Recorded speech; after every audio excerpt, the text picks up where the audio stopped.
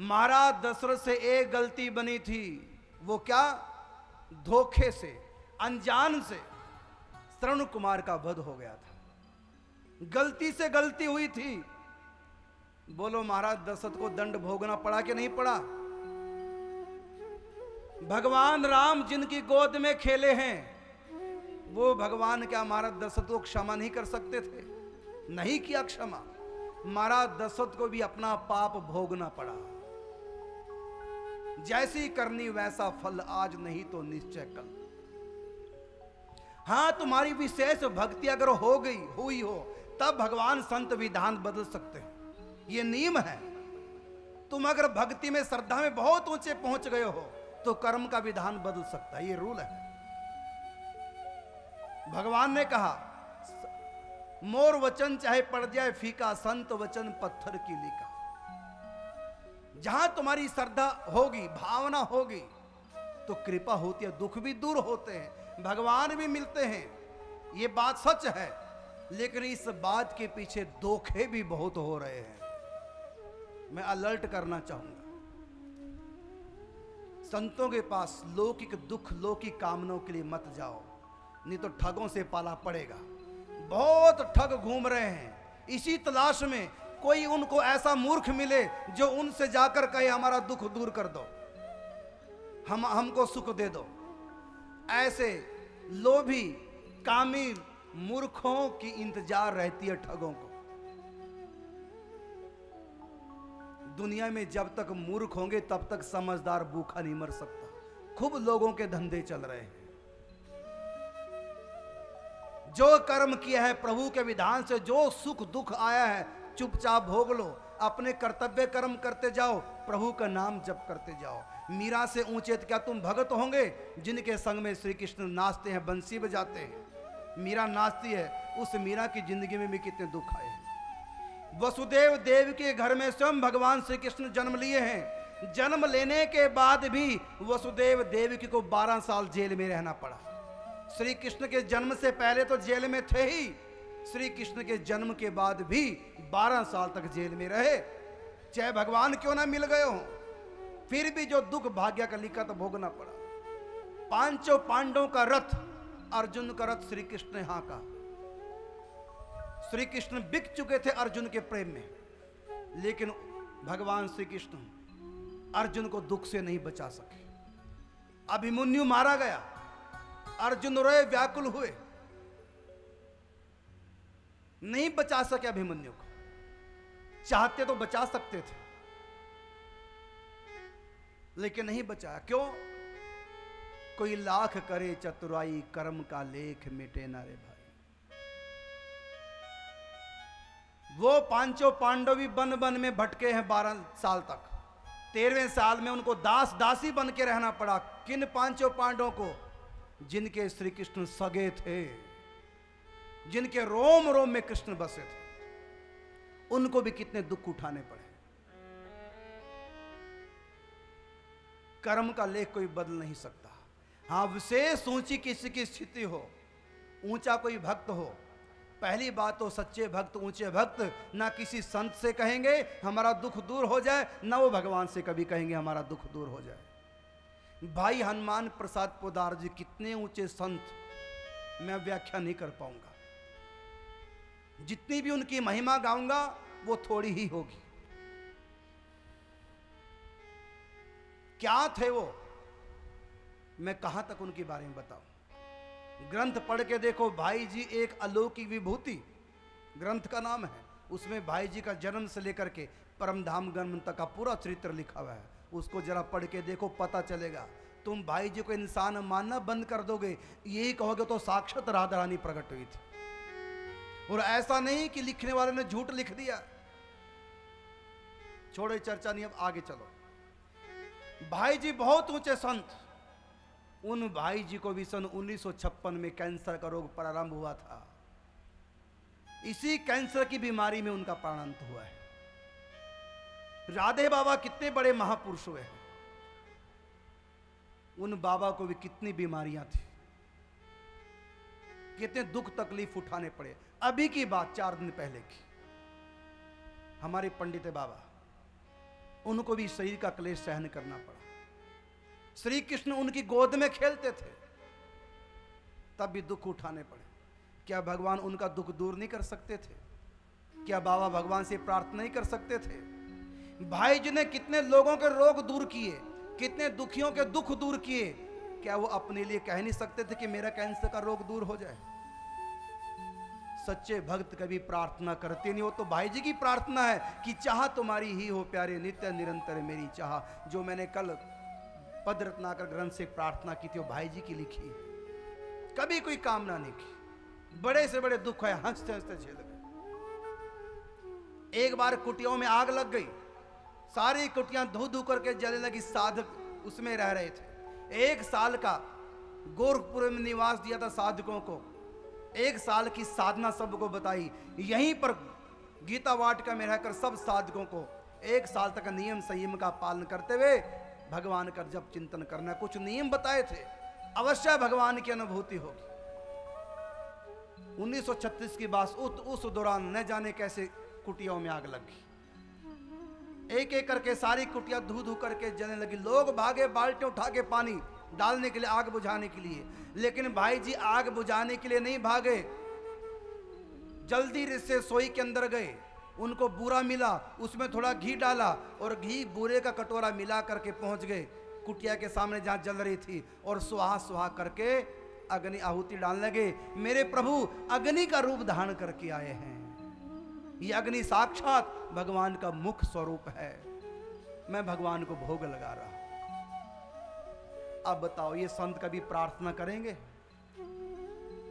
तो सिद्ध संत महापुरुष कभी भगवान से ये नहीं कहते अमुक दुख दूर हो जाए। वो तो कहते हैं प्रभु हम राजी हैं उसमें जिसमें तेरी रजा है। और अगर कोई दुखिया उनके पास आ गया, उनका दुख दूर करेंगे कि नहीं करेंगे तो बाद की बात है।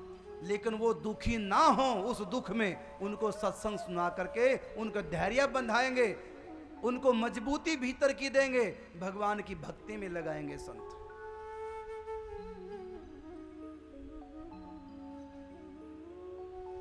तो दुख दूर अगर कोई किसी का कर रहा है, या तो अपनी प्राप्त स्थिति का, प्राप्त शक्ति का दुरुपयोग कर रहा है, या फिर ढोंग कर रहा है। कोई दुख दूर नहीं होता, खाली ढोंग चल रहा है।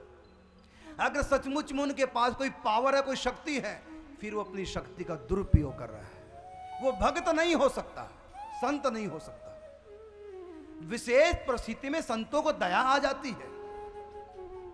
कोई जीव दुखी उनके पास आ जाता है, स्वयं उनके सन्मुख आ जाता है, तो विशेष परिस्थिति में संतों को दया आती है और कृपा से दुख दूर भी करते हैं।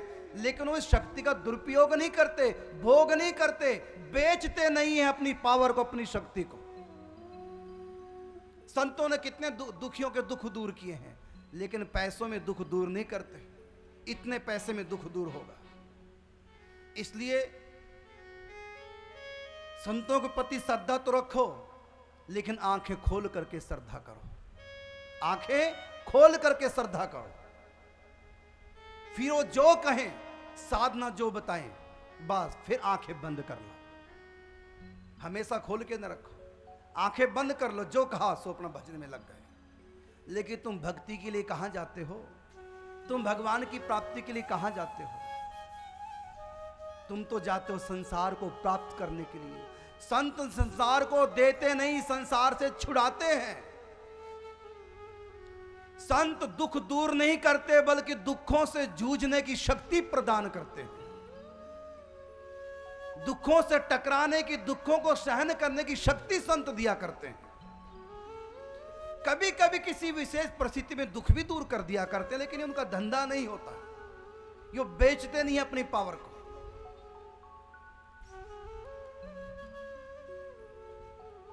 इतने लोग आने लगे ब्रजवासी ताज के पास, हमारे दुख दूर हो जाए, इनके दर्शन करने से हमारे यहाँ घर में बच्चा हो जाए, हमारा धंधा चल जाए, हमारी फैक्ट्री चल जाए, हमारे घर में बरकत हो जाए। ओ लगी भीड़ लगनी।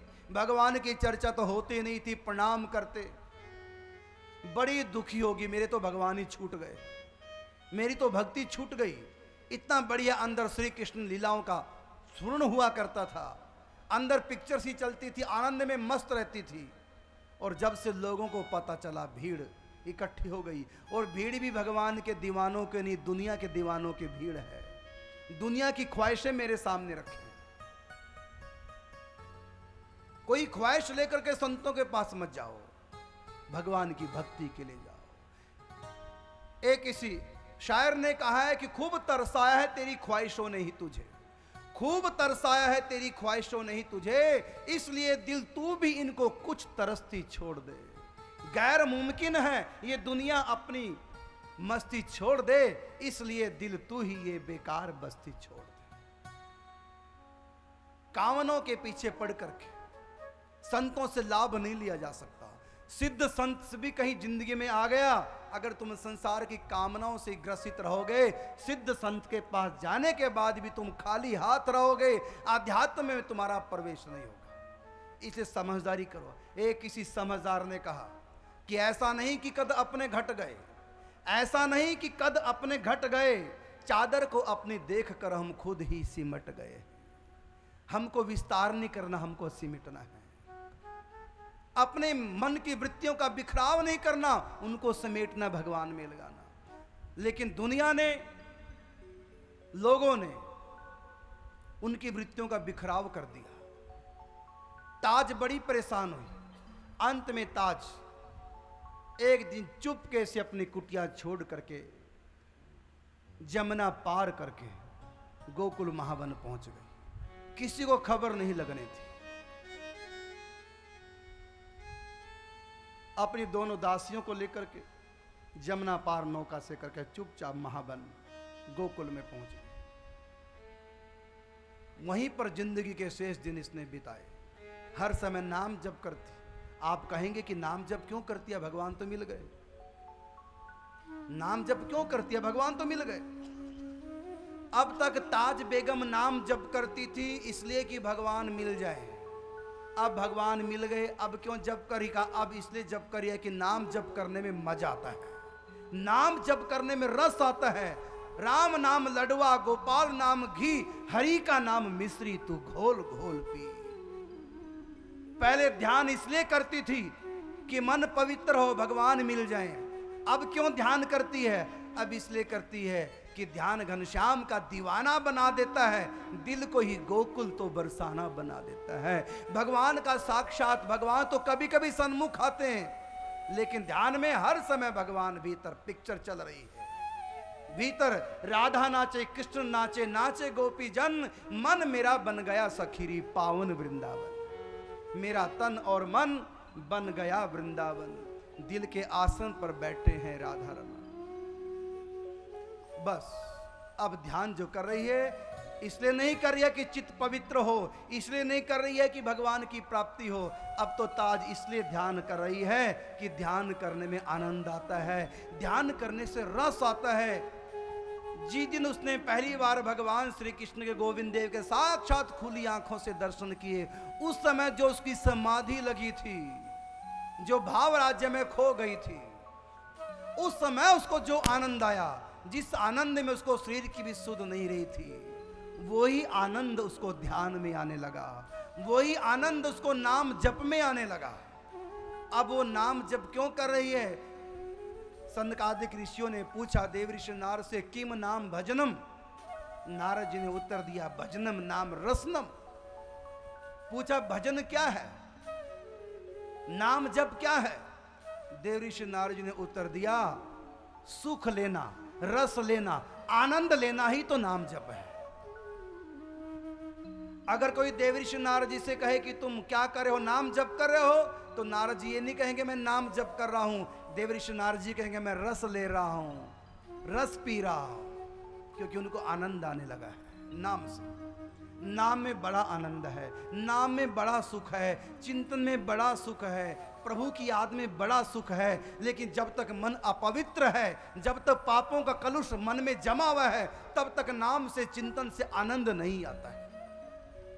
नाम नंद आनंद देगा, चिंतन रस देगा, लेकिन अभी नहीं। जब तक पापों की पूर्णांश में निवृत्ति ना हो जाए, जब तक हर प्रकार का विक्षेप समाप्त ना हो जाए, जब तक चित्त की मैल धुल ना जाए, तब तक रस नहीं आता।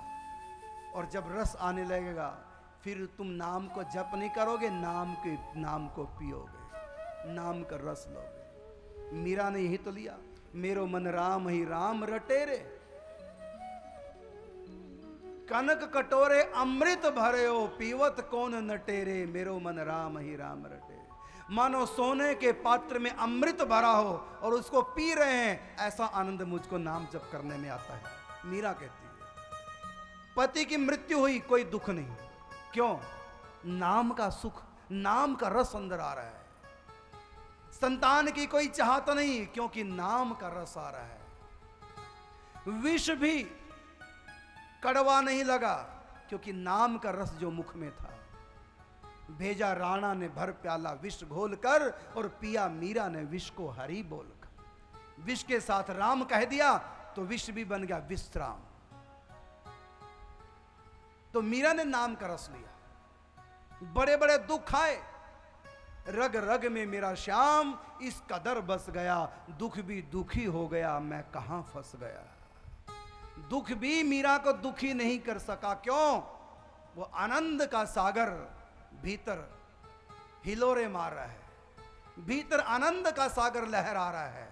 उस आनंद का सागर का नाम है नाम का सागर, चिंतन का सागर, भगवान का सागर। बड़े से बड़ा दुख आया, सब डूब गए, सब आनंद स्वरूप हो गए।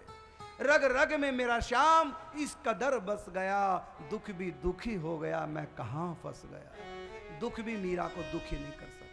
हर बार नए रूप में दुख आया मेरे पास, हर बार नए रूप में दुख आया मेरे पास, मेरी हंसी को देखकर दुख हो गया उदास। हर बार दुख को देखकर मैं यूं ही हंस गया, दुख भी दुखी हो गया, मैं कहां फंस गया। एक बार सुख के रूप में भरमाने आ गया, एक बार हंसाकर उम्र भर रुलाने आ गया, लेकिन मस्ती ना मेरी कम हुई, चाहे दुख डस गया, दुख भी दुखी हो गया, मैं कहां फंस गया। जब भी कभी रुलाने को दुख आया सामने, जब भी कभी रुलाने को दुख आया सामने, झट आ गए घनश्याम लगे मुझको थामने। ऐसा है मेरा श्याम, सारे दुख को ग्रस गया, दुख भी दुखी हो गया, मैं कहां फंस गया। क्योंकि रग रग में मेरा राम इस कदर बस गया, दुख भी दुखी हो गया, मैं कहां फंस गया। जो सच्चे भक्त हैं वो कभी दुखी नहीं होते, इसलिए जो सच्चे दीवाने हैं, सच्चे आशिक हैं, सच्चे भक्त हैं, और दुखों की तो सुखों की तो क्या परवाह करेंगे, सुखों की तो क्या डिमांड करेंगे। जो मिले हुए सुख हैं उनको भी त्याग देते हैं। रस जो इतना है भक्ति में, आनंद जो इतना है ध्यान में। राजा की रानी थी, अकबर बहुत प्रेम करते थे। क्या सुखों की कमी थी घर में? सब सुखों को ठोकर मारती, इसलिए भगवान मिले। और तुम संतों के पास आते हो, इसलिए नहीं आते कि भक्ति सीखे, भगवान मिले, इसलिए आते हो महाराज कृपा करो, बेटे को आशीर्वाद दो, पास हो जाए। फैक्ट्री में चलो, फैक्ट्री चलने लग जाए, दुकान पे चढ़ रखो, मेरी दुकान चलने लग जाए। महाराज घर में आओ, थोड़ा घर में चरण पड़ जाएंगे, घर में सुख शांति आएगी। अब भी वही फूटी कोड़ियों पे तुम्हारी दृष्टि है। संत मिल गए लेकिन भगवान की चाहत नहीं है। क्या करेंगे संत? जब भूख ही नहीं है भोजन क्या करेगा, जब प्यास ही नहीं है तो पानी क्या करेगा, जब चाहत ही नहीं है तो संत क्या करेंगे, कैसे तुमको परसेंगे भगवान। इसलिए सुखों के पीछे मत, संतों के पीछे भागोगे, सुख मिलेंगे। अरे जो सुखों को दाता है परमात्मा, अगर सुख मिल गए तो तुम सुखी हो जाओगे। गीता झूठी पड़ जाएगी। क्या गीता कभी झूठी हो सकती है? गीता में लिखा हुआ है, इस दुनिया में जो आया एक भी इंसान ऐसा नहीं जिसको मैंने दुख ना दिया। क्योंकि तुम लोग पापों के कारण से तो दुनिया में आए, अगर पाप ना किए होते भगवान के धाम ना होते। पाप किए हैं तभी दुनिया में आना पड़ा है, बार बार आ रहे हो। क्यों? पाप किए हैं। तो जब पाप किए हैं तो दुख कौन उठाएगा? दुख तुमको भोगना पड़ेगा। दुख खा लिया शाश्वत, दुखालयम शाश्वतः। भगवान कहते हैं संसार दुखों का घर है, जेल में हम सुख भोगने नहीं जाया करते, जेल में हम दुख के लिए जाते हैं। इसी प्रकार दुनिया में हम सुखी होने के लिए नहीं आते, दुख उठाने आते हैं। अगर कोई तुमको संत कहे मैं तुमको सुखी कर दूंगा तो समझो ढोंगी है, राक्षस है वो, भगवान से उल्टा चल रहा है। भगवान कहते हैं कि तुमको दुनिया में कोई भी सुखी नहीं कर सकता। तुम दुनिया में आए हैं दुख उठाने के लिए, दुनिया में अगर आए हैं जीना ही पड़ेगा। जीवन है अगर जहर तो पीना ही पड़ेगा। कोई तुमको बुढ़ापे से नहीं बचा सकता, कोई तुमको मौत से नहीं बचा सकता, कोई तुमको रोगों से नहीं बचा सकता, कोई तुम्हारी आयु को स्थिर नहीं कर सकता, कोई तुम्हारी जवानी को रोक नहीं सकता, कोई तुम्हारे बचपन को रोक नहीं सकता, कोई तुम्हारी खुशी को तुम्हारे पास रोक नहीं सकता, कोई तुम्हारे पास दुखों से आने से रोक नहीं सकता। अगर कोई कहता मैं रोकूंगा, मैं शक्ति दे रहा हूं, मैं शक्तिपात कर रहा हूं, धोखा दे रहा है तुमको। भगवान का विधान कोई नहीं बदल सकता। दुख उठाने पड़ेंगे, जो काम किया है, जो कर्म किया, दुख भोगना पड़ेगा। बड़े कड़े कानून प्रभु के, बड़ी कड़ी मर्यादा, किसी को कौड़ी कम नहीं देता, किसी को दमड़ी ज्यादा। क्या साधु, क्या संत गृहस्थी, क्या राजा, क्या रानी, प्रभु की पुस्तक में लिखी है सबकी कर्म कहानी। भगवान के विधान को जो तोड़ता है वो अपराधी है। पांचों पांडवों के गुरु थे धौम्य ऋषि, साधारण नहीं थे। पढ़ो कथा आती है महाभारत में, धौम्य ऋषि की महिमा क्या है। धौम्य ऋषि के होते ही पांचों पांडवों को दुख उठाना पड़ा। श्री कृष्ण उनके अपने परिवार के थे, फिर उनके भगत भी थे, तब भी उनको वन वन में भटकना पड़ा। क्यों? पाप करोगे तो दंड पाओगे। चाहे तुम भगवान का साक्षात्कार कर लो, चाहे तुम्हारे गुरु कितने भी बड़े सिद्ध योगी क्यों ना हो, पाप किया भोगना पड़ेगा। युधिष्ठिर ने बड़े कितना बड़ा धर्मात्मा था, भले कृष्ण का कितना बड़ा भगत था, भले भगवान श्री कृष्ण कितना भी प्यार युधिष्ठिर से करते थे, लेकिन पाप किया है, जुआ खेला है, पत्नी को दांव पे लगाया है, दंड भोगना पड़ा। जुए में हार गए। द्रौपदी ने कहा था अंधे की संतान अंधी होती है, नहीं कहना चाहिए था, अपने ससुर को अंधा कहा, और अंधे की संतान अंधी। ये अच्छे खानदान की बहू को ऐसे शब्द बोलना नहीं चाहिए। गलत किया था, पाप किया था, और उस पाप को द्रौपदी को भोगना पड़ा, जो भरी सभा में अर्धनग्न हुई थी। जो भी पाप करेगा, सती ने पाप किया है, पति की बात नहीं मानी शंकर की, मैं नहीं राम को भगवान मानती। भगवान ने कहा मान जाओ मेरी बात, मैं नहीं मानूंगी। दंड क्या मिला सब जानते हैं। भले दुर्गा का स्वरूप थी, भले भगवान शिव की अर्धांगिनी थी, उनको भी जल करके भस्म होना पड़ा, पाप किया था। जो भी पाप करेगा दुख उठाएगा। मीरा ने अपराध किया था। जिस खानदान में बहू बन के गई है, उस खानदान का नियम था, बहू जब पहली बार चौका चढ़ती है, दुर्गा का भोग लगता है, दुर्गा की आराधना होती है। बहू होने के नाते दुर्गा की आराधना नहीं की। ना मैं पूजूं गोरजा, ना पूजूं अनदेव। मीरा ने दुर्गा का अपमान कर दिया, मैं नहीं भोग लगाऊंगी, मैं कृष्ण के सिवा किसी को नहीं मानूंगी। तो दुर्गा कौन है? भगवान श्री कृष्ण की शक्ति है। तुम एक अंग को तिलक करो, दूसरे अंग को आग से जलाओ, उसी व्यक्ति के तो प्रसन्न हो जाएगा। तुम परमात्मा कृष्ण रूप की आराधना करते हो, दुर्गा रूप का तिरस्कार करते हो। इसी बात से उनके घर वाले विरोधी हो गए। उसकी नंद उदा, उसकी सौतेली सास विरोधी हो गई, और मीरा को दुख उठाना पड़ा, मीरा को भी रोना पड़ा। क्यों? गलत काम गलत है, किसी का तिरस्कार नहीं करना चाहिए। सास ससुर की मान मर्यादा नहीं रखी थी, उसको भी दुख उठाना पड़ा।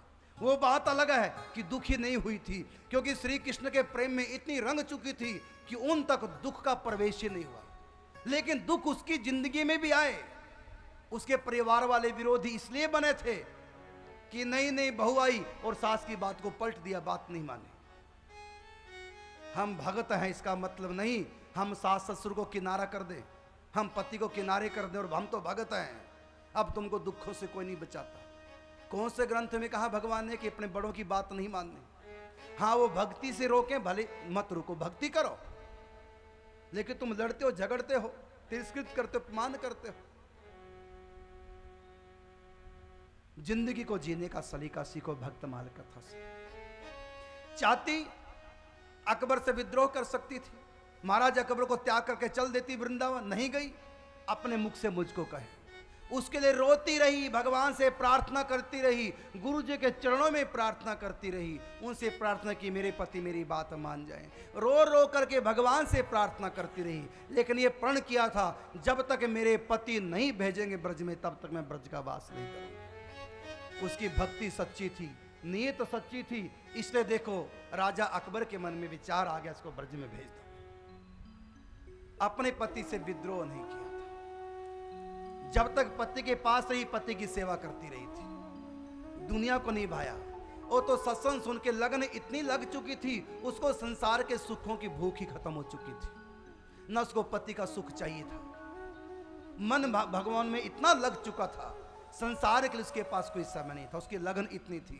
भले ताज की कितनी भी लगन लग चुकी है, लेकिन उसने कभी किसी से विरोध नहीं किया। अपनी निज दासी से सुन लिया कि मेरी सौतें मेरी निंदा कर रही है महाराज के पास जाकर, तब भी अपनी सौतों से कुछ नहीं कहा। महाराज अकबर को भी अपनी सफाई नहीं दी। हाँ, रो रो करके ठाकुर जी से कहा था, सुनो दिल जानी मेरे दिल की कहानी, तुम तेरे हाथ हूं बिकानी, बदनामी हूं सहूंगी मैं। भगवान से रो रो के कहा, लेकिन ना तो अपनी सोच को कुछ कहा, ना किसी और को कुछ कहा।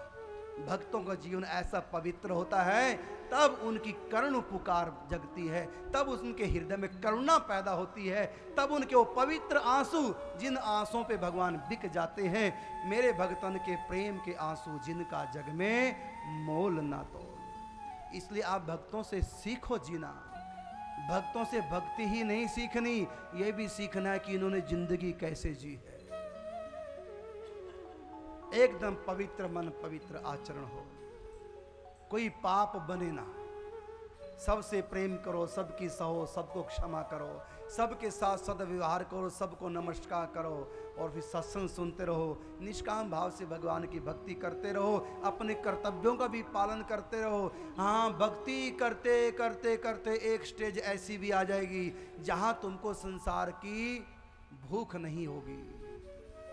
फिर ऐसी स्थिति में संसार छूटे तो कोई दोष नहीं है, क्योंकि तुमने संसार छोड़ा नहीं, तुमसे संसार छूट गया है। इसलिए भगवान की भक्ति करो तो सही, लेकिन भक्तों जैसा आचरण अपना अपनाओ। मैंने बहुत लोगों को देखा, मैंने एक ऐसी बहू को भी देखा है जिसके बारे में मैंने सुना है, देखा तो मैंने खैर नहीं, लेकिन उसके बारे में सुना है कि अपने पति का त्याग कर दिया, ससुराल वालों के ऊपर कई प्रकार के लांछन लगा दिए, झूठे के सच्चे भगवान जाने। माता पिता भी उसके दुखी हैं, ससुराल का पक्ष भी दुखी है। माँ बाप तो दुखी होंगे जब घर उजड़ गया बेटी का, ससुराल को छोड़कर मायके आ गई। क्या माँ बाप सुख होंगे? जिसकी बेटी ससुराल को छोड़ के मायके में बैठी, क्या माँ बाप को सुखी रहेंगे?